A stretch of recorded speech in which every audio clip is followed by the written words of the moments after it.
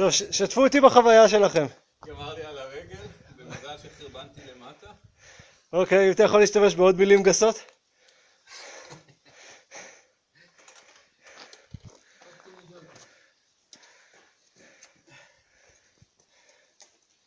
שחר, לחרבן זה לא מילה גסה.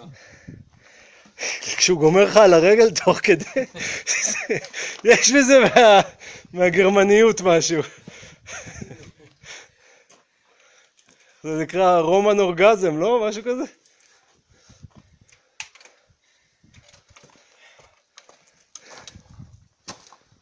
זה נקרא, אבל התקיעות שלך מדאיגה. כן. למה אתה מתנשף כשאתה מדבר אליי ככה? אני תמיד מתנשף כשמדברים. הוא מוציא את האוויר של הסיגריה, הוא לא מתנשף.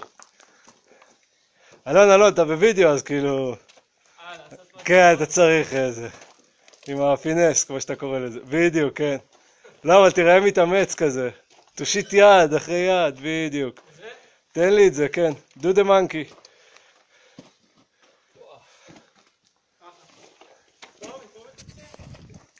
בדיוק. איפה שקשה? אתה ממשיך איתי. איפה המעלית פה הייתה? וואו! יואו! שחר, איפה המעלית שעלית בה? אני חשבתי על גליל פשוט. אוי, זה קשה. וואי, איזה יופי.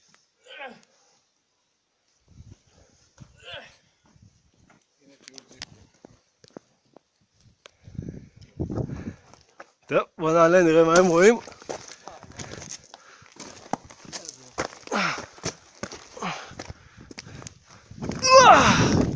וואו, איזה יופי.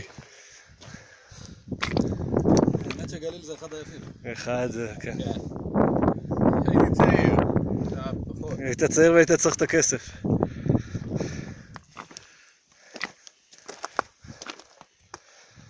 ראית את אלון?